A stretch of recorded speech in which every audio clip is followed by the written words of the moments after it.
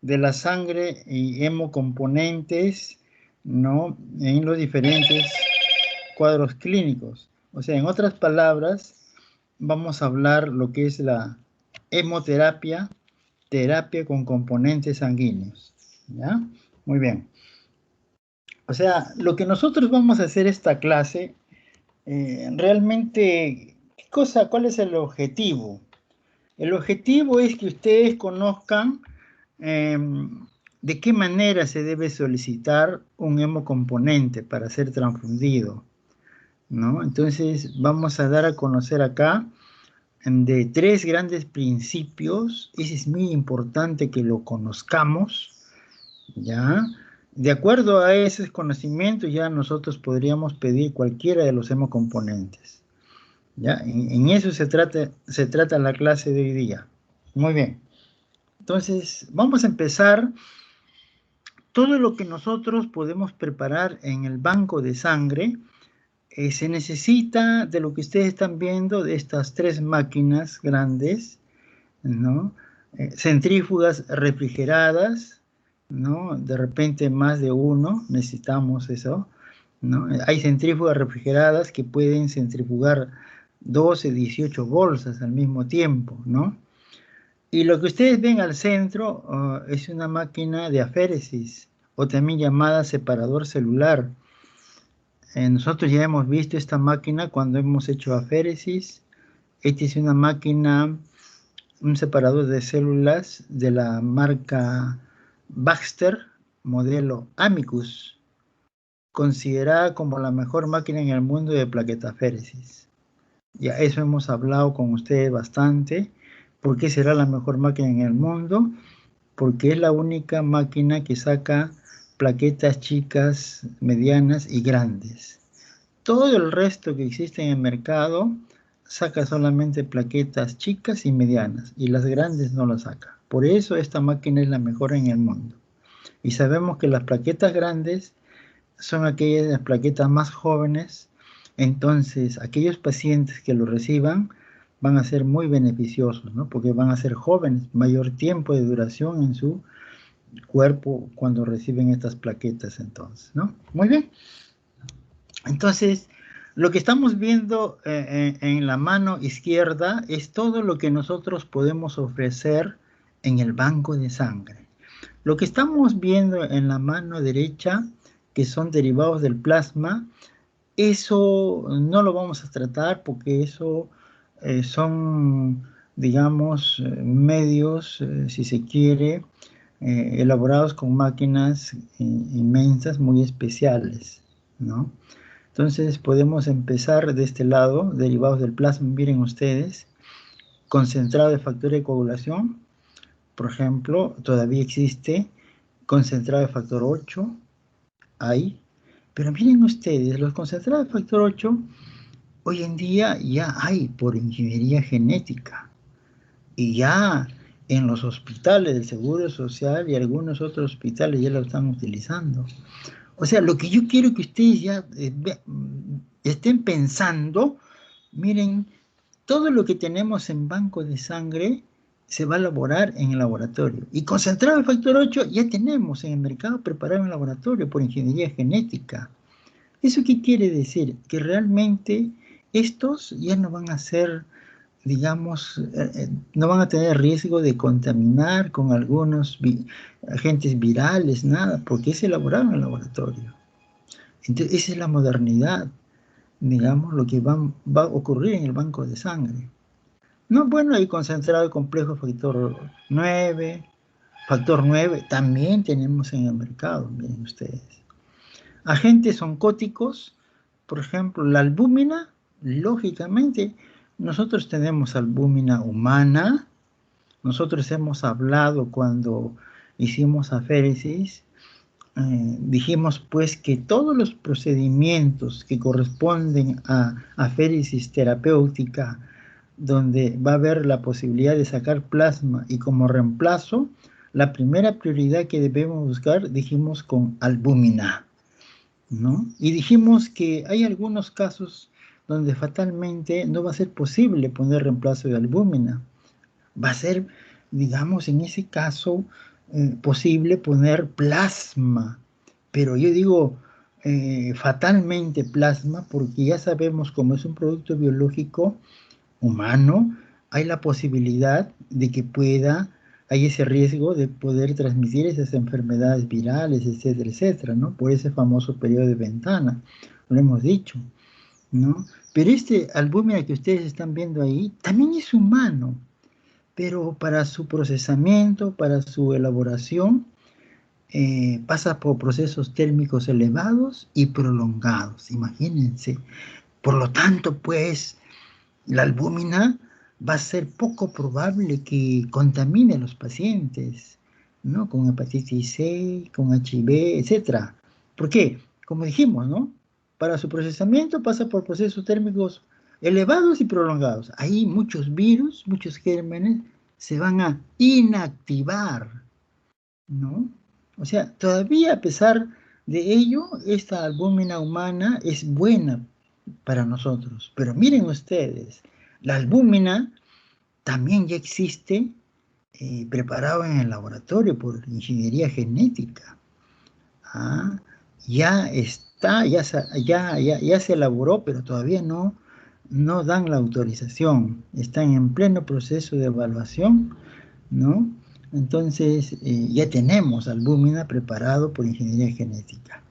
Más abajo las inmunoglobulinas séricas, inmunoglobulinas diversas, por ejemplo, para hepatitis B. ¿Eso qué quiere decir? Por ejemplo, si un paciente se hincó con una aguja, si una persona, mejor dicho, se pinzó con una aguja de un paciente con hepatitis B, lógicamente todos estamos asustados, ¿no? Puede transmitir hepatitis B. Ah, la vacuna, pero la vacuna demora todavía en formar anticuerpos. Una posibilidad es darle inmunoglobulina anti-hepatitis B.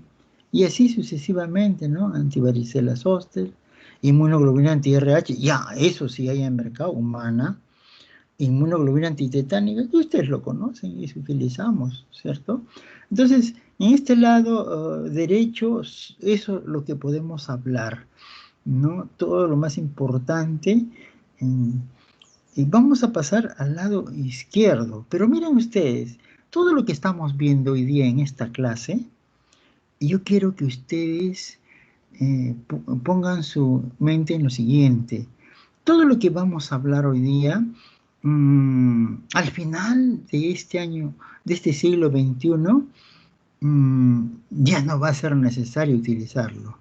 Porque todo lo que estamos viendo acá va a ser elaborado en laboratorio por ingeniería genética. Ya lo estamos viendo acá, mire, tres productos por ingeniería genética, ¿no? Entonces, eso quiero que ustedes entiendan, pero fatalmente ustedes tienen que aprenderlo, porque ustedes sí van a aplicar a los pacientes. De repente sus hijos de ustedes también, si son médicos. De repente hasta sus nietos pueden utilizar. Después de sus nietos probablemente ya todo sea por ingeniería genética. Entonces, por lo tanto, tenemos que seguir estudiando esto, ¿no? Muy bien, los componentes de sangre. Por ejemplo, acá tenemos los componentes transportadores de oxígeno, ¿no? Los concentrados de Matías, ¿no? Que es lo que utilizamos más en nuestro paciente. Miren, son concentrados de Matías. Yo no veo acá sangre total. La sangre total ya nos indica como tal. No hay. Ustedes saben, para indicar pues los concentrados de Matías, hay tantas, digamos, reglas, enunciados, directivas, etcétera, etcétera. Unos dicen que cuando la hemoglobina tenga 6, otros cuando la hemoglobina sea 8, ¿no? Entonces, eso es muy relativo, ¿no? Es muy relativo porque va a ser diferente tratar a un paciente con un problema cardiovascular, ¿no? Comparado con alguno de ustedes que es sano, probablemente ustedes van a tolerar mucho más. Pero ese paciente que tiene un problema cardiovascular a la misma edad de ustedes, probablemente va a tener más necesidad de glóbulos rojos.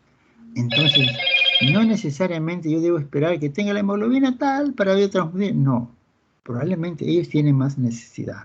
Igual manera podemos decir los pacientes que tienen un problema, ¿no? Un problema del aparato respiratorio, una fibrosis pulmonar u otras.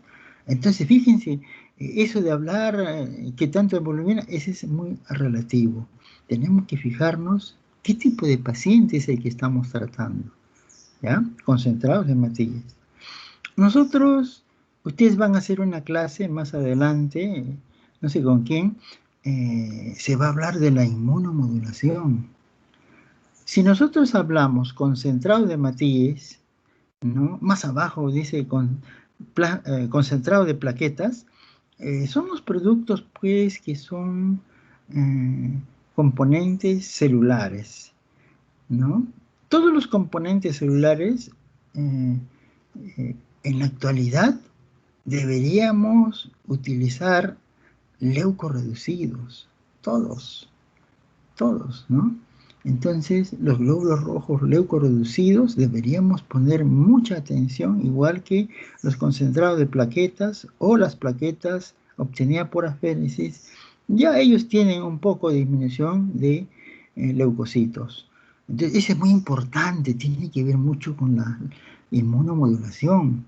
Se han hecho estudios diversos en transfundir pacientes con glóbulos rojos normales y al otro lado pacientes con glóbulos rojos leucorreducidos. Los pacientes con glóbulos rojos leucorreducidos evolucionaron muy favorablemente. Menos estancia hospitalaria, menos complicaciones, etc. Entonces, realmente, transfundir estos componentes leucorreducidos es lo mejor. Ya esos estudios se han hecho y nosotros probablemente el próximo año ya vamos a tener todos los componentes celulares van a ser leucorreducidos, filtrados. Ahora peor, hay un sistema de leucorreducir cuando el donante se le pincha, antes que llegue esa sangre a la bolsa de sangre que estamos extrayendo, va a ser filtrada. O sea, ya va a llegar a la bolsa filtrada, imagínense. Ojalá que para el próximo año ya estemos haciendo estos procedimientos, lógicamente que son de los mejores, ¿no? Entonces, como dice acá, glóbulos rojos leucorreducidos, que es el segundo acápite de lo que estamos viendo, ¿no? Entonces, es muy importante hacer esa reducción de los leucocitos. Ya sabemos que tiene que ver mucho en la buena evolución del paciente. Pero todo eso cuando yo filtro realmente, y si no filtro, miren lo que va a suceder en el paciente. El paciente, justamente este hecho de filtrar o no filtrar, hace pues que el paciente, digamos, evolucione, como dije, muy favorablemente, ¿no? Pero el asunto es, no solamente va a haber aquellos pacientes que yo no reduzco, si le hacemos un seguimiento, o sea, al poner sangre normal, probablemente ese paciente en la familia tenga pues un cáncer de mama, por decir, ¿no? Y esta es una hermana que se va a transfundir y yo no le pongo los glóbulos rojos leucorreducidos, le pongo normal. Probablemente ese hecho de poner glóbulos rojos no filtrados hace que esa persona, ese paciente, evolucione mal, como hemos dicho, ¿no? Pero también hace posible que ese paciente sea propenso a diversas enfermedades. De repente que si su hermana tuvo cáncer de mama, este es un momento propicio para que esta paciente también podría tener cáncer de mama. O sea, en otras palabras, el hecho de transfundir componentes celulares y sin leucorreducción se hace propicio para que estos pacientes se puedan, digamos, evolucionar de esa manera. Ese es lo más importante que quiero que ustedes anoten, ¿no? Entonces, decir, pues, en la actualidad todos los componentes celulares deben ser leucorreducidos o filtrados. Eso que quede bien claro. ¿Ya? Muy bien. Y después tenemos los glóbulos rojos lavados. Los glóbulos rojos lavados exclusivamente se van a lavar Miren, ve, para dos tipos de pacientes, solamente para dos tipos de pacientes, ¿no? Hay un grupo de pacientes que son, que tienen inmunoglobulina A disminuida. Al tener esto, esos pacientes pueden formar anticuerpos anti-inmunoglobulina A. Por ese hecho, estos pacientes pueden provocar una reacción muy severa, una reacción inclusive anafiláctica. Vamos a ver más adelante cómo es ese, en otra clase, vamos a ver cómo, en qué consiste, ¿no? Entonces, es un hecho muy importante en este tipo de pacientes, entonces, que tienen una baja inmunoglobulina A, ellos forman una anti-inmunoglobulina A que pueden causar una hemólisis, perdón, que pueden causar una, digamos, reacción anafiláctica. Entonces, por eso tenemos que lavar para eliminar esas proteínas plasmáticas. Después tenemos otro tipo de pacientes, aunque eso es controversial, ¿no? Especialmente aquellos pacientes que tienen HAM positivo, hemoglobinuria paroxística nocturna. Hay un grupo que dice, hay que lavarlos. Hay otro grupo de científicos que dice, no, no hay que lavarlo. Nosotros acá en el Perú, en el Hospital Almenara, sí lavamos, ¿no? Para aquellos pacientes que presentan inmunoglobinuria paroxística nocturna, ¿no? Test de HAM positivo, ¿ya? Muy bien. Sigamos los glóbulos rojos irradiados. Entonces, irradiados tenemos que poner también para contados pacientes, ¿no? Pero ¿por qué irradiamos nosotros? Irradiamos especialmente para inactivar a los linfocitos, ¿no? Que hay en un paquete globular, ahí hay. Entonces tenemos que irradiarlos para inactivar a estos linfocitos. Ustedes saben que los linfocitos son muy vivarrachos, inquietos. Si no hacemos eso, van a provocar todo un gran problema en mi paciente inmunodeprimido. Imagínense, mi paciente inmunodeprimido que no tiene nada de defensa, ahí se va a aprovechar estos linfocitos y van a provocar una entidad clínica que se llama enfermedad injerto contra huésped. Y la gran mayoría de pacientes se mueren. Entonces, ¿en qué paciente podemos indicar glóbulos rojos irradiados? En primer lugar, a los pacientes que son de trasplante de médula ósea, por ejemplo, ¿no? Pacientes, niños, neonatos, ¿no? Especialmente, y más aún, prematuros de bajo peso, deberíamos transfundir glóbulos rojos irradiados. Y pacientes hematológicos, oncológicos, que presentan una deficiencia inmunológica, también se deben irradiar. Eso es muy importante. Los hematíes congelados, bueno, nosotros podríamos hablar, no sé, con ustedes hablamos algo, me parece, en un seminario, los hematíes congelados. ¿Para qué yo voy a congelar glóbulos rojos? ¿No? Especialmente sin un motivo aparente, pero para poder conservarlo por 10, 20 años, por ejemplo, guardarlo en mi congelador especial, ¿no? Hemos hecho eso, ¿no? Pero, ¿por qué? Porque nosotros podemos hacer estos hematíes congelados especialmente para aquellos pacientes, o sea, para dos pacientes. Uno, para aquellos pacientes que tienen más de 2 o 3 o 4 o 5 o 6 anticuerpos, que a veces es difícil conseguir sangre compatible, entonces podemos guardar la sangre del mismo paciente, congelarlo como unidad autóloga. Ah, miren qué importante, ¿no? Eso se llama, también se llama depósito especulativo, ¿ya? Y también podemos congelar estos glóbulos rojos a aquellos pacientes que, por ejemplo, pueden tener una sangre muy rara. Una sangre muy rara, para nosotros ya desde ese punto, lo más facilito es los glóbulos rojos o hematíes RH negativos. Ajá. Entonces, ese es lo más común. Pero para otros países, por ejemplo, lo más, digamos, complicado para poder conseguir son los O Bombay. Ya hemos hablado, por ejemplo, los O Bombay dice que normalmente un O de nosotros tiene su antígeno H mayúscula. Así es.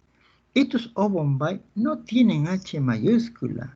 Al no tener H mayúscula, solamente se grafican, mas no existen. Se grafican los H minúscula, que realmente eso no existe. Ajá. Entonces, para estos dos tipos de pacientes podríamos hacer esta congelación de glóbulos rojos, ¿ya? Y todo lo que está más abajito vamos a ir hablando más adelante, ¿ok? Muy bien, sigamos entonces. Miren acá, debemos saber, este es el sistema de bolsas que nosotros tenemos para la extracción. Ustedes están viendo, este lado es donde se hace la puntura al donante, por ahí sale la sangre y se une a esa primera bolsita que está ahí. Y luego, de acuerdo a los procedimientos que vamos a realizar, si vamos a sacar plasma, crío, plaquetas, etcétera, se van haciendo las diversas centrifugaciones. Como ustedes ven, son bolsas que están integradas en un circuito cerrado, ¿no? Especialmente para evitar la contaminación. Muy bien. Miren acá lo que tiene una sangre total. Una sangre total, pues, sabemos que tiene anticoagulantes, tiene conservadores, muy bien, y todo esto se lleva a un equipo para su conservación, ¿no? A 4 grados centígrados, puede ser por 5 semanas, ¿no? Entonces, 4 grados centígrados, o sea, la temperatura puede ser de 2 grados a 6 grados centígrados, ¿ya? Muy bien. Y acá miren ustedes lo que podemos tener una bolsa de sangre si hacemos una centrifugación suave de ello. Vamos a tener en el fondo los hematíes, ¿no? En el intermedio vamos a tener plaquetas y glóbulos blancos. Miren ustedes ese espacio, ¿no? Plaquetas y glóbulos rojos. Muy bien. Más arriba, lo que ustedes ven amarillito, que esta es la zona del plasma. O sea, si yo hago una centrifugación suave en la centrífuga, voy a tener estos compartimentos que ustedes están viendo en la mano derecha, ¿no? Entonces estamos relacionando, pues, en qué se diferencia cada uno de ellos, ¿no? Muy bien. Seguimos, ya ustedes saben, ese sistema de bolsas en circuito cerrado, ¿no? Vamos a obtener la sangre total. Y la sangre total va a consistir de la siguiente forma. Por ejemplo, 63 mililitros de solución de anticoagulante, CPDA, ¿no es cierto? O sea, C es de citrato, o sea, necesitamos el citrato para poder quelar, para evitar, digamos, que haya la coagulación, ¿no es cierto? Tenemos que quelar el calcio. El citrato justamente va a intervenir a ese nivel. El que sigue, el fosfato, realmente el fosfato nos va a servir para ir manteniendo el 2,3-difosfoglicerato. Eso es importante, ¿no? Para nuestros glóbulos rojos, ¿no? Y la dextrosa, que es un azúcar, y la adenina, que es un nucleótido, ambos sirven para el buen mantenimiento de estos glóbulos rojos, ¿no es cierto? O sea, tenemos 63 mililitros de estas partes de anticoagulante y más o menos 450 mililitros de sangre, ¿no es cierto? Sangre sola, ¿no? Sangre común y corriente, que tiene su plasma, tiene todo, ¿no? O sea, hacemos un volumen aproximado de 500 mililitros, ¿ya? Entonces, eso es lo que contiene una bolsa de sangre. Muy bien, y acá tenemos, miren, ven, hemos hecho una centrifugación suave, como decíamos. Entonces, esa centrifugación suave nos ha permitido en este lado tener estos glóbulos empacados, digamos, bastante relativamente unidos. Y esta parte que está acá en blanco, lógicamente ya pasó su plasma rico en plaquetas. Acá está. Este es un plasma rico en plaquetas, ¿no? Muy bien. Entonces, tenemos acá el concentrado de Matías. ¿Cuánto es el volumen? 300 mililitros. Este es un concentrado, ¿no es cierto? Un plasma rico en plaquetas. Este es un plasma rico en plaquetas. Tiene aproximadamente 200 centímetros. O sea, vamos camino, por ejemplo, acá, para la preparación de un crío precipitado, por ejemplo, ¿no? Muy bien. Sigamos. Miren ustedes, eh, luego que hemos hecho la anterior, ¿no es cierto? Esa centrifugación suave, hacemos una centrifugación rápida. Esto vamos a centrifugar rápidamente. Al final, miren lo que va a pasar. Acá dijimos que hay un volumen de 200 aproximadamente. Plasma rico en plaquetas. Vamos a tener un plasma rico en plaquetas, pero como tal, no nos interesa realmente este componente que dice plasma rico en plaquetas. No nos interesa. Y vamos a ver después por qué. ¿Ya? ¿Qué cosa nos enseñan los tres principios que debemos saber permanentemente? ¿No? Muy bien. Entonces, eso es lo que ocurre acá. Y si esto yo centrifugo, ¿no es cierto? Esto yo puedo seguir centrifugando.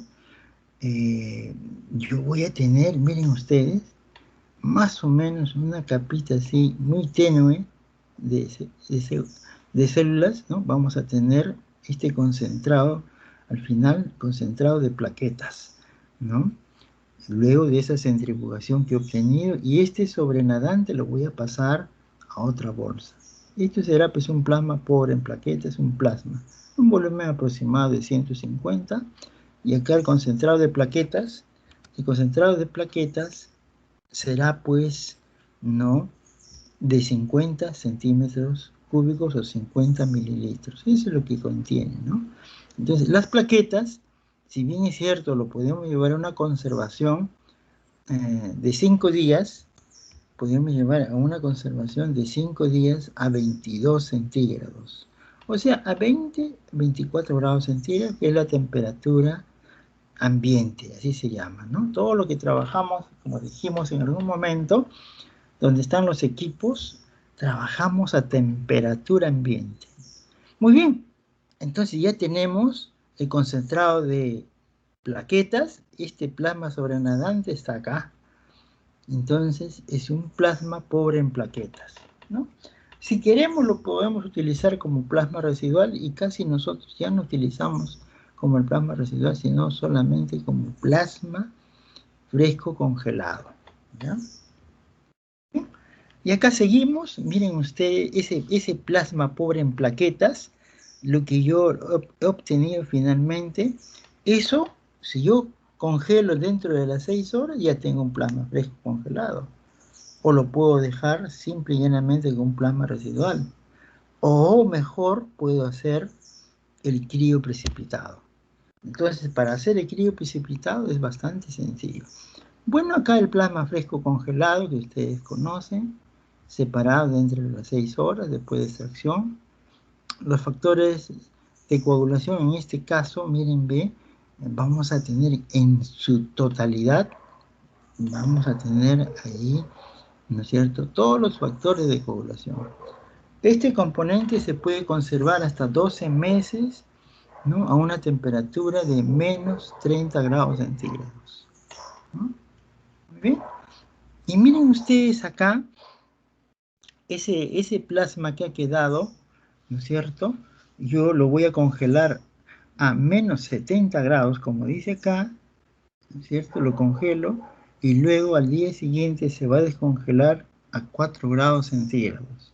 Entonces, eso generalmente se hace en la misma refrigeradora donde guardo la sangre. Ahí lo dejo para que se descongele lentamente, ¿no? Y luego voy a centrifugar. Una vez que yo he centrifugado, miren ustedes cómo lo que se va a formar, un volumen más o menos de 20 centímetros cúbicos y unas formaciones como si fueran algodoncitos, ¿no? Entonces, ya tenemos pues el crío precipitado. Y lógicamente, el sobrenadante, acá está, es un plasma simple o plasma residual. ¿Ya? ¿Sí? Y cuando hablamos de los componentes, pues nosotros tenemos que tener mucho cuidado. No debemos, en general, no se debe, digamos, mezclar con alguna otra sustancia el paquete globular o todos los productos biológicos de banco de sangre. No, no se puede hacer. Porque si nosotros damos esa indicación, sí puede mezclar, van a ocurrir peores accidentes con muertes de pacientes. Acuérdense, señores, mejor yo no indico, yo no voy a poner la sangre, por decir, ¿no? Entonces, peor, nosotros no debemos utilizar, si por ejemplo, alguna ampolla, algún medicamento puede contener calcio, ¿no? Entonces, si tiene calcio, lógicamente, eso se va a coagular. Miren ustedes.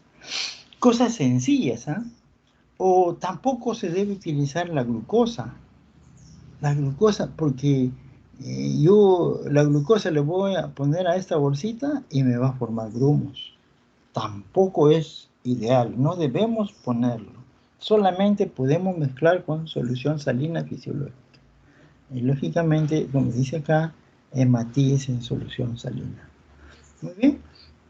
Estos componentes, por ejemplo, la sangre total, miren ustedes, si nosotros vemos, esta es la parte de los glóbulos rojos, ¿no es cierto? ¿Qué dice? Hay una reducción gradual de sus funciones, ¿no? De estos glóbulos rojos. Mientras pase el tiempo, peor va a ser. De igual manera, este es un plasma perdón, un plasma donde tiene pues sustancias diversas, ¿no? Tiene leucocitos, tiene plaquetas, donde estos elementos se van a volver no funcionantes al cabo de horas, ¿ya? Y esto que está acá arriba es el plasma, miren ustedes, vamos a tener, aquí ya lo dijimos en la vez pasada, vamos a tener el potasio aumentado, peor, va a estar más aumentado mientras más días pase, van a estar aumentados, ¿no? También se van a aumentar los hidrogeniones y eso a la larga va a producir disminución del pH, ¿no es cierto? Entonces, podemos mencionar que los factores 5 y factores 8 también a las pocas horas se van a inactivar. Imagínense, yo no le puedo dejar a la temperatura ambiente, entonces tengo que tener mucho cuidado de hacer esto, ¿no? Factores 5 y factor 8. ¿Ven? Y acá para ver realmente, miren ustedes, los diferentes grupos sanguíneos de nuestros pacientes, ¿no? ¿Qué grupo aceptable de donante de plasma, ¿no? Si mi paciente es grupo O, puede recibir todos los grupos, no hay ningún problema, ¿no? Si el paciente es de grupo A, ¿no es cierto? Puede recibir plasma de su mismo grupo A o puede recibir plasma de grupo AB. El plasma de grupo AB no tiene ningún anticuerpo, imagínense. Pero esos son donantes de sangre un poco raros. Acá a veces se presenta, ¿sí? Entonces, eso generalmente, esa sangre, lo utilizamos para la preparación de medios de cultivo, por ejemplo, ¿no? Nos pide el laboratorio de microbiología y le damos, ¿no? Pacientes que son de grupo B, ¿qué plasma van a recibir? ¿Plasma de grupo B o de grupo A, AB? Y pacientes que son de grupo AB tienen que recibir plasma de grupo AB, ¿no? Muy bien. Y acá para ver el volumen de una unidad de sangre. Miren ustedes, acá tenemos la sangre total que extraemos hacia el donante y concentrado de Matías, ¿no? Concentrado de Matías. Muy bien, el volumen total de la sangre total es 500 mililitros. el volumen total de los concentrados de hematíes es 300 mililitros. Ajá, vamos a ver. ¿Cuál será el volumen de los hematíes? 200 mililitros. Y en el de allá, 200 mililitros. Lógico, pues. ¿Ya? ¿Cuál será el volumen del plasma? Por ejemplo, en la sangre total, 300. 300 más 200, el volumen de hematíes, da 500. Ah, da 500, ¿no? En el otro lado, miren ustedes, ¿no? El volumen de hematíes, 200, ¿no? El volumen, digamos, de concentrado de hematíes es 200, ¿cierto? Pero el volumen total es 300. ¿Por qué? Como dice acá, vamos a ver el volumen del plasma. El volumen de plasma es 300 mililitros. Si yo sumo 300 más 200, me da el volumen total 500. Y si yo veo acá el volumen de plasma, miren ustedes, ¿no? El volumen de plasma es 100 mililitros. Y el volumen de hematíes es 200 mililitros, porque así es en todos, lógicamente. El volumen total del concentrado de hematíes, ¿cuál es? 100 más 200, 300. Ahí está. Muy bien. ¿Cuál será el volumen de sangre total? El volumen de sangre total es 300 de plasma, 200 de hematíes puros, que hacen 500. Ah, entonces, ahora, esa persona, ya sabiendo todas estas cosas, va a poder dormir tranquilo. Pero miren ustedes, más aún, la sangre total. La sangre total dice que tiene un hematocrito de 40. Eso, ¿qué cosa quiere decir? Que probablemente es el hematocrito del propio donante. Pero ya como concentrado de hematíes, ya se ha eliminado gran parte del plasma. Como dijimos, queda 200 de volúmenes puros de glóbulos rojos, más 100 de plasma, que es el sobrenadante, donde está todos los enriquecimientos que recibe esa unidad de sangre. Eso sería un hematocrito de 70%, ¿no? Más o menos, groseramente, podemos hablar de esa manera, ¿no? Entonces, nosotros para transfundir, señores, tenemos que conocer estos tres grandes principios. Ajá. Entonces, el primer gran principio que dice, debe identificarse la causa de la deficiencia. O sea, tenemos que investigar y determinar la causa de ese problema, señores. Miren ustedes. ¿Ah? Entonces, cuando yo digo eso, acá vamos a tener el ejemplo, ¿no? Miren, si yo puedo tener, por ejemplo, si yo agarro este modelito de acá, viene un paciente a la emergencia y está sangrando. Entonces, yo tengo que ver cuál será esa causa de sangrado, ¿no? ¿Por qué tengo que conocer cuál será esa causa de ese sangrado que tiene mi paciente? Porque yo de esa manera voy a investigar cuál será la causa de esa anemia. Ajá. Entonces yo, como también que trabajo en el hospital, voy a decir, pues, a ver, seguro que le vamos a poner transfusión de glóbulos rojos, pero para ello yo quiero saber cuál es la causa. ¿Por qué? Porque el componente que yo le voy a dar, como en este caso, el glóbulos rojos o paquete globular, ¿no es cierto? Debe ser una transfusión momentánea, no para siempre. A eso voy, no para siempre. Tiene que ser momentánea, pasajera.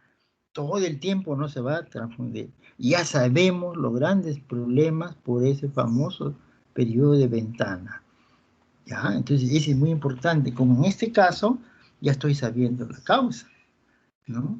Acá está una hemorragia por una úlcera sangrante, por ejemplo, ¿no? Está produciéndose normal, ¿no es cierto?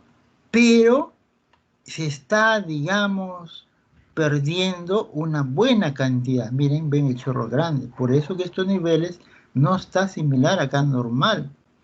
Acá normal, ¿no es cierto? Se va produciendo de una cantidad y se va eliminando de una cantidad. Y este es un nivel normal, ¿no? Pero esto, miren, ve cómo ha bajado de acá de normal, ha bajado acá. ¿Por qué? Porque se está determinando la causa de ese sangrado, ¿no es cierto?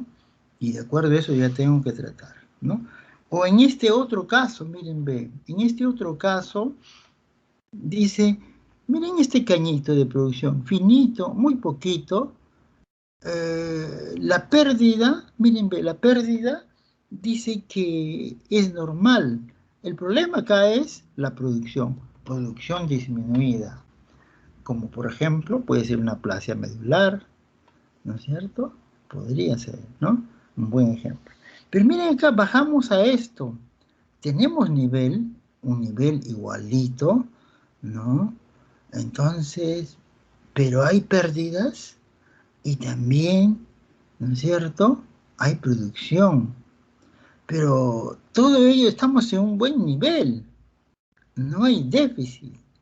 Pero tenemos este producto que tiene un componente anormal, lo que estamos viendo nosotros, ¿no? Entonces, miren para que ustedes vean, pues, realmente cómo en este caso hay producción de un componente anormal, ¿ya? Un componente anormal, ¿no es cierto? Ejemplo, yo puedo tener, miren ustedes, a veces hay plaquetas normales en mi paciente, pero plaquetas de una mala calidad, como ocurre en la trombostenia de Glassman, por ejemplo. ¿Ya? Entonces prácticamente ya tenemos los 4 ejemplos que queremos, lo más importante, como dije, investigar su causa, ver cuál es la causa de ese problema. Puede ser estos de acá que ustedes están viendo en la diapositiva, podría ser, ¿no? Muy bien. Entonces, eso es todo lo que hemos visto hace un momentito, si no está escrito. Miren el principio 2. El principio 2 dice, solamente debe administrarse el componente deficitario. Entonces, esto podemos hacerlo más fácilmente, ¿no? Por ejemplo, antiguamente, los pacientes hemofílicos, ¿no? Nosotros sabemos que el paciente hemofílico, esto es un paciente deficiente de factor 8. Antiguamente, ¿cómo se trataba? Transfundiendo sangre total. Ahí estaba el factor 8, miren ustedes. Pero no era pues tan necesario poner todo un volumen, no era necesario poner glóbulos rojos, etcétera, plaquetas, y ahí también estaban. Yo lo que necesitaba era, en este caso, para la hemofilia, factor 8. Y miren cómo fue evolucionando, ¿no? Entonces, ¿qué cosa darle en ese momento más antiguo? Sangre total. Siguieron avanzando los años. ¿Qué cosa vamos a darle? Vamos a mejorar algo. Podríamos centrifugar esa bolsa de sangre y dar solamente plasma fresco, congelado en todo caso, a ese paciente. Porque el plasma fresco, acuérdense que el plasma fresco es el único componente, ¿no?, que tiene todos los factores de coagulación. Y es el único componente, acuérdense, tiene factor 5. Todas estas cosas que le estoy, digamos, mencionando en este momento, han sido preguntas de examen. Preguntas de examen que acá sus compañeros, cuando se han presentado al examen del extranjero, les han venido estas preguntas. Imagínense, para que nos digan sus compañeros, que ahora son médicos famosos, que se han presentado al examen de residentado en el extranjero, para que me digan, doctor, me ha venido 1 o 2 preguntas de su clase. Ese es un hecho muy bonito que te lo diga un alumno, ¿no? Entonces, de algo le ha servido, ¿no? Un examen internacional, ¿no? Igualito, entonces eso tenemos que digamos, conocerlo. Nosotros, si seguimos avanzando en este paciente hemofílico de factor 8, miren, el siguiente paso fue darle, pues, crioprecipitado. El crioprecipitado, que ya era una cosa muy especial, ya tenía un menor volumen y una alta concentración, como vamos a ver después. O sea, nosotros, como dice este segundo principio, tenemos que darle solamente lo que necesita mi paciente, ¿no? Ya no darle sangre total. Por ejemplo, ¿para qué le voy a dar el glóbulo rojo? O sea, para anemia. No, no era necesario, por decir, ¿no? Entonces, eso es el segundo principio, ¿no? El segundo principio que dice solamente debe administrarse el componente deficitario, ¿no? Entonces, pero si hablamos más de la hemofilia A, el factor 8, miren ustedes, ¿cuál será en la actualidad lo que vamos a indicar a nuestro paciente? ¿Ah? Nosotros por muchos años hemos visto pues el crío precipitado y después dicen, no, factor 8. Sí, hemos dado pues factor 8 humano. En aquel momento, cuando su médico tratante era un doctor que no es de banco de sangre, sino era un hematólogo clínico, contaminó a muchos pacientes peruanos, trajo pues esas ampollas del extranjero pensando ayudar y a los pacientes contaminó de HIV. Muchos ya han fallecido ya. Entonces, pero acá, como dice, solamente debe administrarse el componente deficitario. Y acá podemos ver, miren, ven, este que está en la parte de arribita, fibrinógeno, por ejemplo. Necesitamos, ¿cómo vamos a indicar una deficiencia para que no sea deficiencia de fibrinógeno? Hemos derivado indicado el crío precipitado. Ahí hay fibrinógeno, ¿no? Para poder atender a mi paciente, ¿no? Y más abajito el factor 5, y hemos dicho que ¿dónde está? En el plasma fresco congelado, ¿no es cierto? No hay en el plasma congelado a secas. Y así, miren, factor 7, ¿no? Factor 8, lo que hemos visto, ¿no? El crío precipitado. ¿Hay concentrado factor 8? Sí, hay concentrado también, ¿no es cierto? Todo lo que es por ingeniería genética especialmente, sí hay. Enfermedad von Willebrand, crío precipitado. Y así sucesivamente, ¿no? Muy bien. Y siguiendo sobre este punto que es el segundo principio, que solamente debemos indicarle al paciente el componente deficitario, lógicamente nosotros tenemos que ofrecer un producto de óptima calidad, como es esto lo que estamos hablando, ¿no? Una aféresis transfusional o productiva es de un donante, ¿no? Es la mejor manera de poder transfundir plaquetas obtenidas por aféresis que es de óptima calidad. Y ahí lo están viendo, miren, ¿ve? Son bolsitas más grandes, son plaquetas, miren, ¿ve? Son plaquetas que se han sacado por la máquina de aféresis, por el separador celular, ¿no? Entonces, este es un hecho muy, muy bueno realmente, ¿no? La aféresis transfusional o productiva, como dijimos, es de un solo donante, ¿no? Un solo donante por aféresis. Un solo donante equivale a 10 o más donadores en una sesión.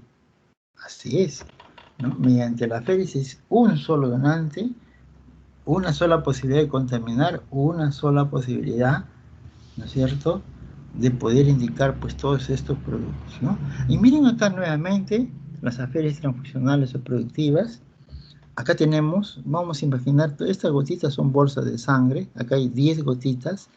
De cada bolsa de sangre yo voy a sacar un concentrado, ¿no es cierto?, de plaquetas, ¿no? Este concentrado de plaquetas, ¿cuánto tiene de volumen? 50 centímetros cúbicos. Acá tenemos 10 gotitas, ¿no es cierto?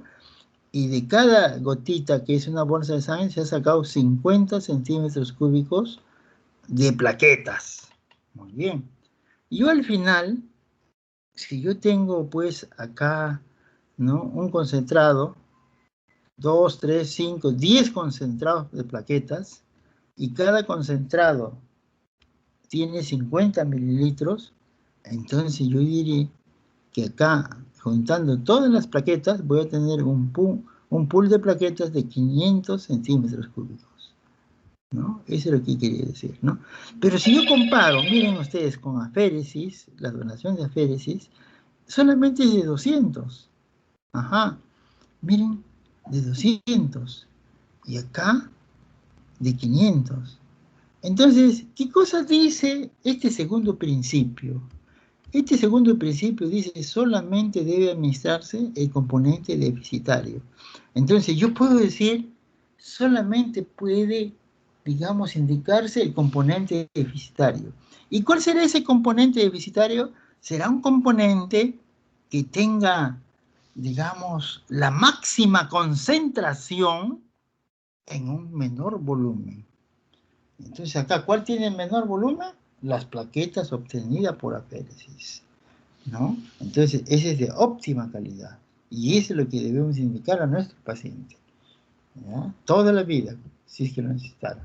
Y acá podemos ver, miren ustedes, ahí están las 5 bolsitas de sangre, 5 bolsitas de sangre, estas 5 bolsitas con su, digamos, con su, ¿no es cierto? ¿Qué cosa es eso? Con su concentrado plaquetario, ¿no? Eso es el resultado final de una plaquetas, ¿no? Un concentrado plaquetario que se obtiene de una bolsa de sangre. O sea que acá tenemos 5 y acá 5 son 10. 10 por 50 cada uno son 500 centímetros cúbicos. Ahí está. Se llama pool de plaquetas. Ahí está. Y si yo comparo con una aféresis, miren, ve, una aféresis de plaquetas, miren, son bolsas más chiquitas, ¿no? Pero miren ustedes, ¿ah? Esa calidad incomparable, ¿no? De obtener plaquetas por aféresis. Y realmente nosotros, como dijimos en la clase de aféresis, todas las plaquetas que se nos pidan a nuestros pacientes deben ser aquellas plaquetas que se obtienen por aféresis, porque esas plaquetas son de óptima calidad. No hay mejores plaquetas que ellas. Ah, miren ustedes, qué dichoso, qué grandioso, ¿no? Etcétera, ¿no? Y el tercer principio dice, debe haber la máxima seguridad en el producto sanguíneo, o sea, que yo le estoy indicando, y en su administración. Esos son los tres grandes principios. Pero para aplicar este tercer gran principio, dice, debe haber la máxima seguridad. Entonces acá, por ejemplo, por suerte, nosotros tenemos reactivos de óptima calidad para hacer la prueba cruzada. ¿Ah? Y ustedes ya saben, el método GEL, ¿no? Y si yo me pongo a ver, pues, el método GEL, ¿será cierto que es mejor que los otros métodos? Entonces, eso es muy importante para nosotros, ¿no? Entonces, hoy en día podemos decir que todas las transfusiones que se realizan, ¿no? Nosotros tenemos que hacer primero la prueba cruzada mayor. Y para hacer la prueba cruzada mayor, nosotros utilizamos un reactivo de óptima calidad, señores, ¿no? Y por método GEL, como dijimos, que puede captar a partir de 30 a 50 moléculas, ¿no? O sea, nosotros no tenemos problema haciendo esas alternativas de procedimiento de las pruebas cruzadas.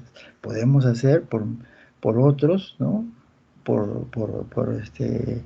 Digamos, citometría de flujo, por ELISAs, ¿no? Pero eso solamente para investigación. Podemos hacer, ¿no? Los otros métodos de fase sólida, ¿no? De 50 a 70 moléculas aproximadamente. Podemos hacer método GEL, que es a partir de 30 a 50 moléculas, por ejemplo, ¿no? Entonces son metodologías, pues, que cada día realmente son bastante confiables.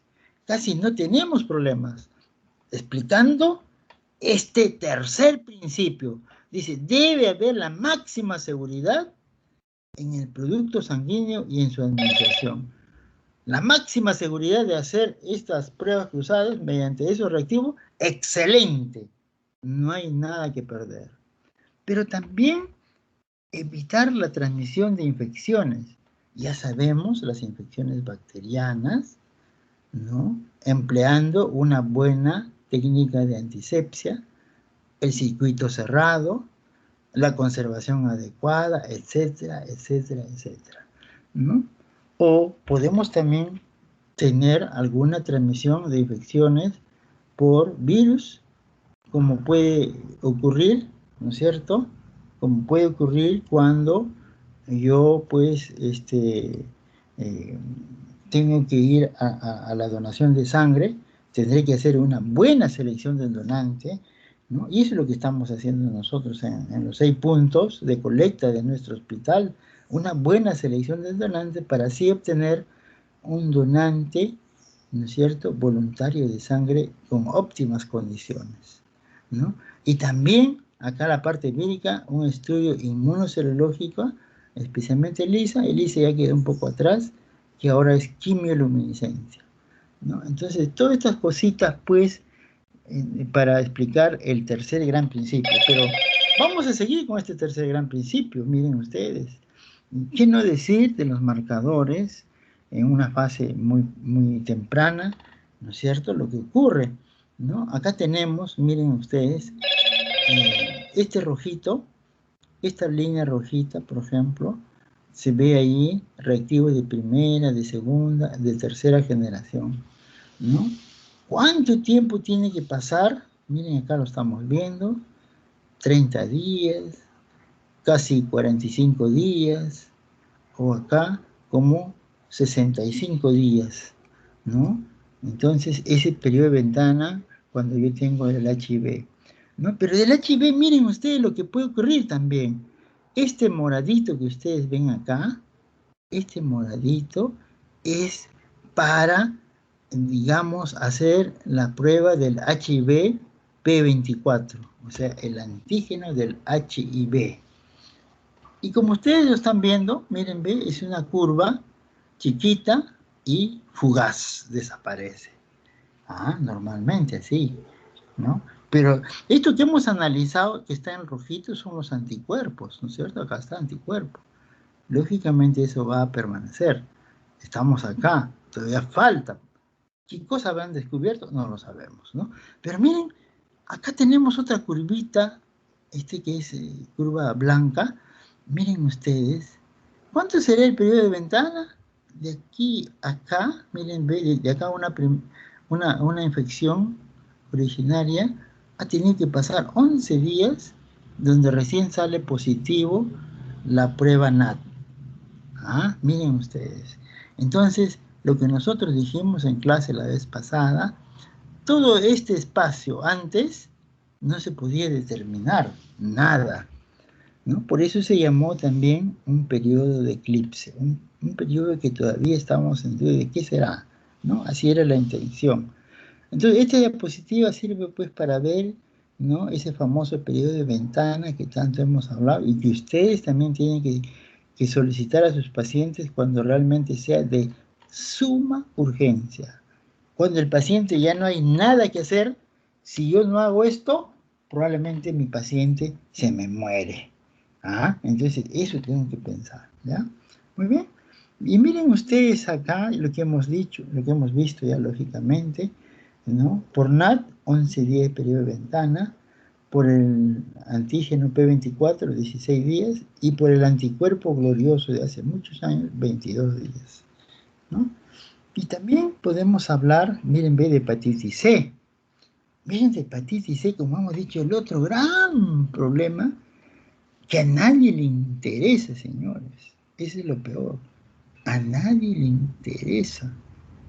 Dirán, pues que se contamine, ya, que se contamine, ¿no? Pero eso no debe ser así.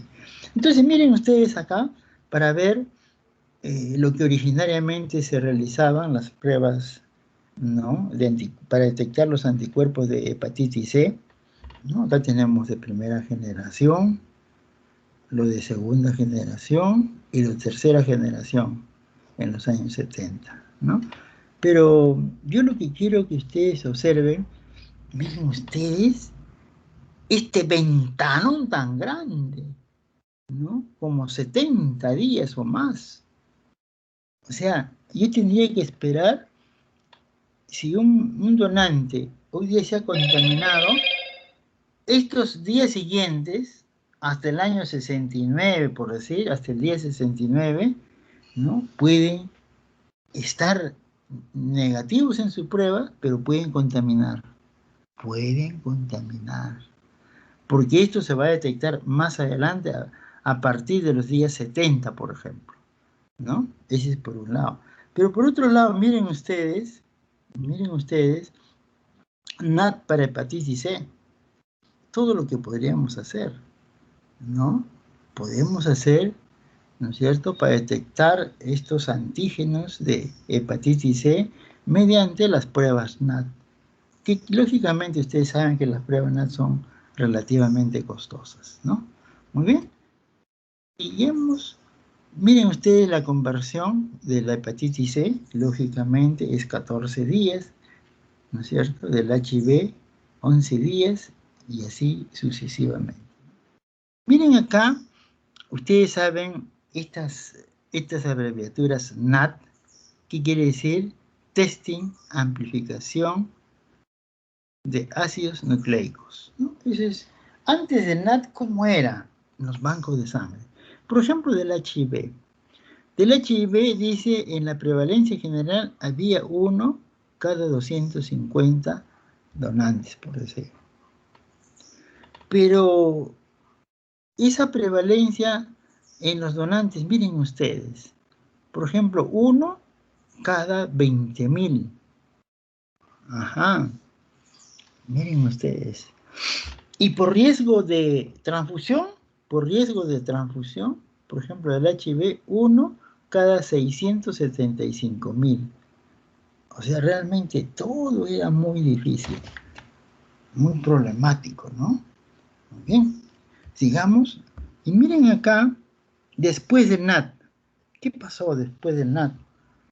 Muy bien, vamos a ver del HIV. Prevalencia en la población, dice, cada 250 hay un positivo. Así dice la literatura. Prevalencia en donantes, dice, puede haber HIV en los donantes, ¿no es cierto? Uno cada 20.000, digamos, donaciones que se hacen, ¿sí? Está, uno cada 20.000. El riesgo, digamos, de contaminarse es menos de uno por cada millón de pruebas, menos de uno. ¿Ya? Y así sucesivamente están todos estos factores para que ustedes lo puedan revisar también.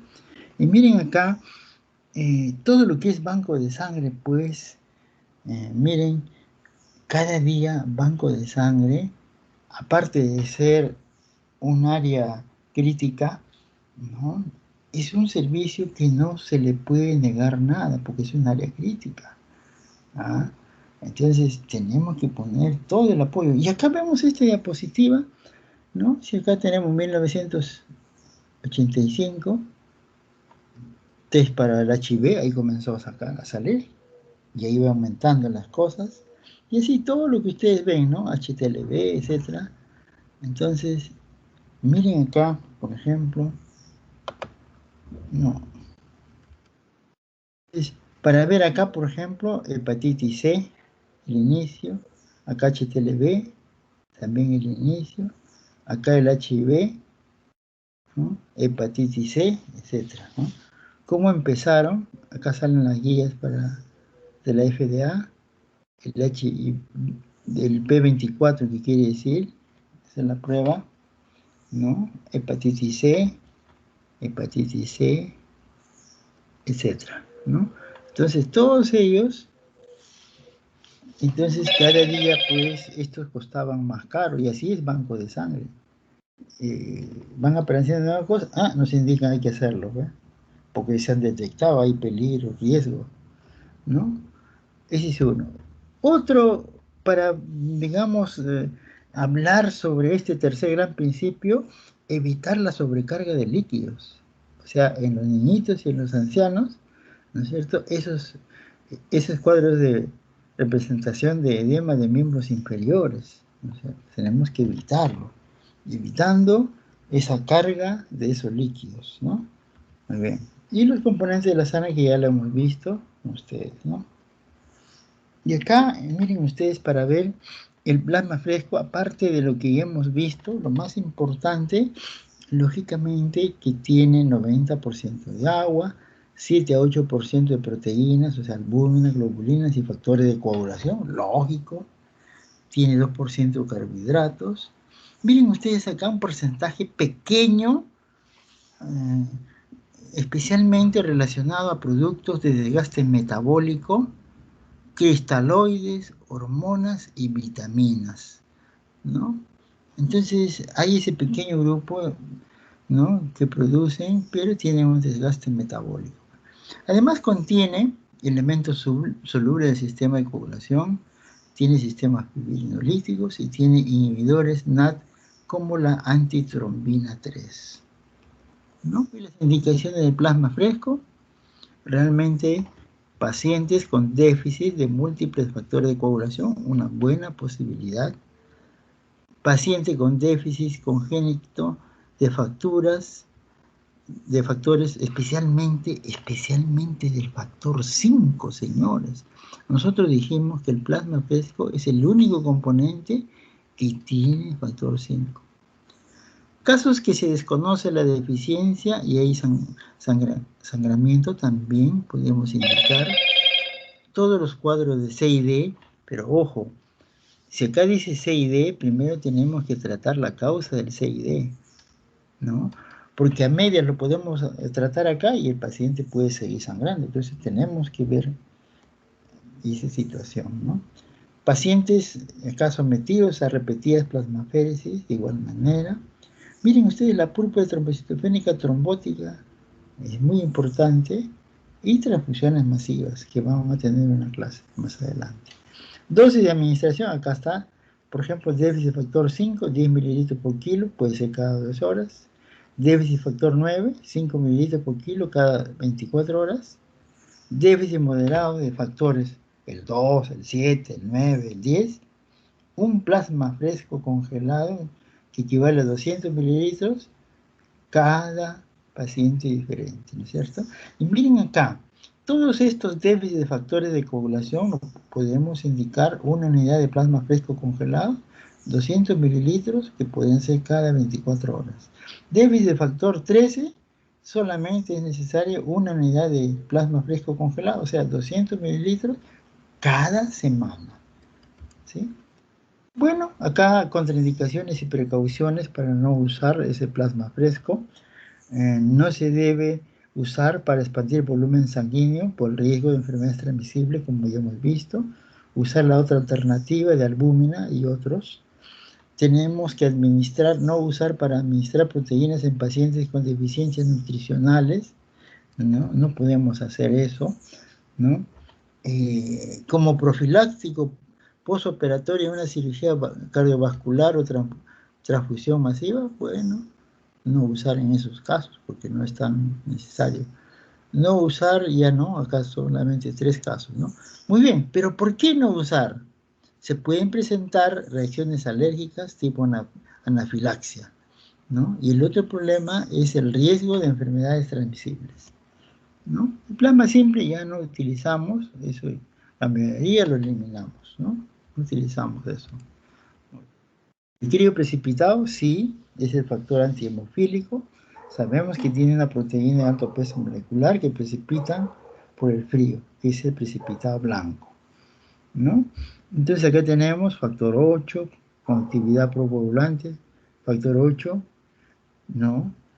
Con esa actividad de 80 a 100 unidades, especialmente el factor 8, ¿no? Por ejemplo, el crío precipitado tiene el factor von Willebrand de 40 a 70% del plasma inicial. Tenemos también en cada unidad fibrinógeno alrededor de 250 miligramos. También tenemos aquí el factor riesgo 13, ¿no es cierto? Factor 13.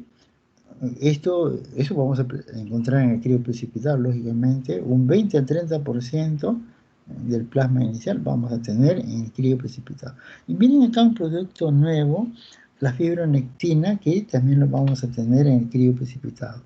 Hemos tenido pacientes diversos de fibronectina. Indicaciones del crioprecipitado: hemofilia A, ¿no es cierto?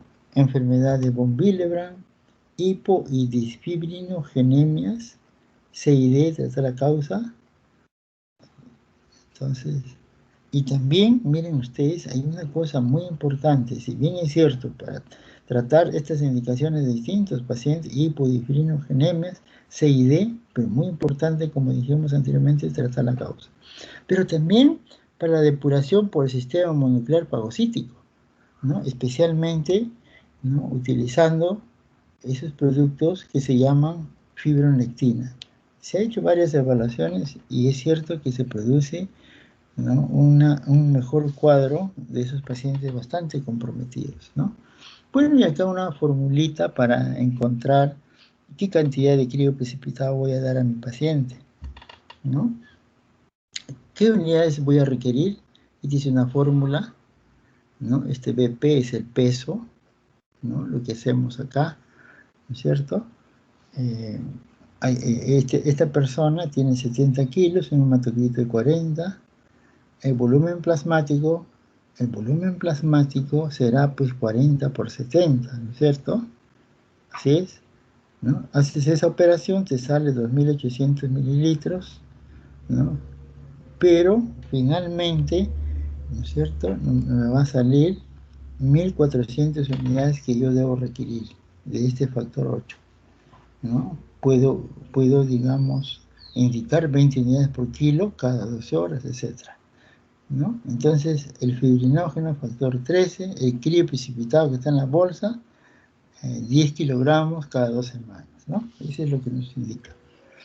El crioprecipitado, contraindicaciones y precauciones: no usar para el tratamiento diferente a factores 8, 13, 1.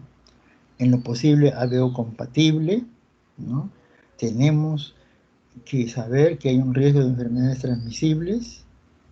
En casos de grandes volúmenes, monitorizar, especialmente porque podemos tener hiperfibrinogenemia. O sea, podemos hacer que se presente el tromboembolismo, ¿no? Entonces acá estas contraindicaciones y precauciones. Y acá una serie, digamos, de deficiencias de factores diferentes. Miren, por ejemplo, este de acá, el plasma fresco, factor deficiente, factor 5, muy bien, necesita eso. Nivel hemostático solamente del 10 al 25%, más no quiero, ¿no? Medida de vida fisiológica, no puedo, ¿no? Entonces, para que ustedes vean, miren, otro producto, acá, el factor 9, plasma simple, plasma fresco, cualquiera de eso puedo darle, ¿no? Llevar a un nivel hemostático de 20 a 40%, nada más, ¿no? Y la vida media biológica es de 18 a 24 horas. ¿No? Algunos ejemplos nada más para que ustedes vean de qué manera podemos actuar, ¿no? Y aquí, miren, digamos, cada procedimiento, cada componente, el plasma fresco congelado, tiene factor 1, ¿no?, factor 2, factor 5, factor 7, factor 8, 9, 10, 11, 12 y 13, ¿no? Factor 13, ¿no? Entonces, el plasma fresco congelado que está acá, mire, tiene todos los factores que hemos dicho. El crioprecipitado no tiene todos los factores. Miren ustedes ahí, no tiene, ya hemos comentado, ¿no? Al contrario, ¿qué cosa tiene? Factor 1. ¿Qué más? Factor 8. ¿Qué más? Factor 13 y fibronectina, ¿no? Entonces, eso tenemos que conocer, ¿no? Y acá tenemos, bueno, los niveles óptimos, etcétera, etcétera. Y la ausencia de niveles óptimos del factor. Muy bien. Entonces, las plaquetas, nosotros nunca deberíamos poner plasma rico en plaquetas. No es la mejor manera. Nosotros acá todavía podemos indicar los concentrados de plaquetas. Así tenemos que hacer. Los concentrados de plaquetas tenemos que hacer, ¿no? Entonces, acá miren los procedimientos para obtención de las plaquetas, ¿no es cierto? Asegurar que el preparado plaquetario sea lo más concentrado posible, pero permitir la disgregación de las plaquetas. El plasma actúa como un tampón para mantener el pH por encima de 6, asegurar la viabilidad, ¿no? Muy bien. Acá los riesgos de hemorragia, cuando yo pienso en plaquetas, el riesgo de hemorragia, bajo, elevado, etcétera, lo que ustedes están viendo, ¿no? Miren ustedes, acá tenemos las pequeñas roturas, hemorragias diversas, ¿no? Acá tenemos un recuento de 100.000, de 50.000, de 20.000, de 5.000. Y aquí las hemorragias graves, ¿no? Y al final, miren ustedes, vamos a tener un recuento plaquetario del paciente por milímetro cúbico, ¿no? Entonces, sobre esto tenemos que aprender bien a evaluar esta situación. No debemos dar por dar componentes como el que estamos viendo, ¿no? Y acá miren, ve al final todo lo que se logra, ¿no? Finalmente, cuando es recibido el apoyo del banco de sangre, por ejemplo, ¿no? El banco de sangre, el apoyo es total a los pacientes hemato-oncológicos, es muy importante, ¿no? Y ustedes están viendo acá, miren, ve qué bonita, es una bolsa de plaqueta por aféresis, ¿no? Una madre que se está recuperando, ¿no? Mediante ese frasquito, esto que tenemos, digamos, lo que ya en un inicio lo vimos, lo bien que representa realmente transfundir estos productos a nuestros pacientes, ¿no? Y la transfusión de plaquetas, tenemos que ver los riesgos y los beneficios, tenemos que evaluar eso. ¿Qué riesgos? A la inmunización, formación de anticuerpos, infecciones, reacciones alérgicas, nos pueden dar, y muchas de esas reacciones alérgicas, cuidado que algunas pueden presentar reacciones anafilácticas. Y si yo no estoy, el paciente puede evolucionar peor. Los beneficios: detiene la hemorragia, previene la hemorragia, ¿no? Eso sí es importante conocerlo. Y aquí esta maquinita ya hemos visto, la Amicus de la marca Baxter, ¿no es cierto? Una belleza de máquina, la mejor máquina para colecta de plaquetas por aféresis, ¿no? Y antígenos plaquetarios ya ustedes conocen, ¿no? ¿Qué antígenos plaquetarios tenemos? El ABO, dijimos que el ABO está en toda nuestra economía, en todas nuestras células somáticas, está en el sistema Lewis, en el sistema I, en el sistema P. Los antígenos de las plaquetas específicas, HPA1, plaquetas 1, HPA2, etc. Y también antígenos de HLA clase 1, ¿no? Eso también es lo que contienen nuestras plaquetas, ¿no? Muy bien. Y seguimos con estos antígenos plaquetarios, los aloantígenos, ¿no? Ya estos son antígenos plaquetarios propios, todos estos HPA1, 4, etcétera, ¿no? Este es complejo de una sustancia muy especial para poder combatir, lo que podemos encontrar también. O sea, todo esto son antígenos, ¿no? Propios de las plaquetas, ¿no? Entonces acá, viendo los números de alelos y especificidades de la clase 1 reconocidos, ¿no? Aquí están los distintos, ¿no? Por ejemplo, el HLA-A 1888, 24 especificidades que pueden dar, ¿no? Muy bien. Los peligros y reacciones adversas a la transfusión de plaquetas, podemos tener aloinmunización, refractariedad, infecciones por transfusionales. Miren acá, enfermedad injerto contra el huésped, nos puede dar, y púrpura post-transfusional. Muy bien. Entonces, y acá la investigación de la aloinmunización, cuando yo tengo un paciente que no hay aumento de sus plaquetas, tengo que investigar, ¿no? ¿Por qué no aumenta, ¿no? La determinación de anticuerpos de HLA y antígenos plaquetarios propios, ¿no? Causa de refractariedad a la inmunización, anticuerpos dirigidos contra antígenos HLA, anticuerpos dirigidos contra antígenos plaquetarios específicos, HPA, lo que hemos visto, ¿no? Anticuerpo dirigido contra antígenos del ABH, autoanticuerpo, medicamento. Todos estos son causas de refractariedad inmunes, ¿no? Y aquí, en las otras causas de refractariedad no inmunes, como la fiebre, ¿no? Como la infección, la coagulación intravascular diseminada, sepsis, esplenomegalia, etc., ¿no? Entonces, eso, digamos, para terminar, como dijimos, ¿no?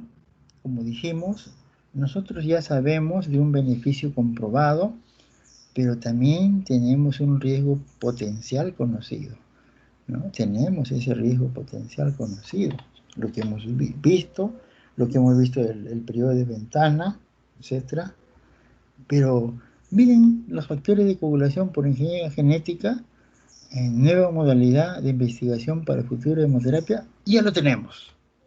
O sea, eso va a seguir avanzando y como dijimos, al final del siglo XXI ya no va a perder estas cosas que estamos hablando ahora. Eso es muy importante, ¿no? Muy bien, y eso sería todo de esta clase. Si hay alguna pregunta, jóvenes.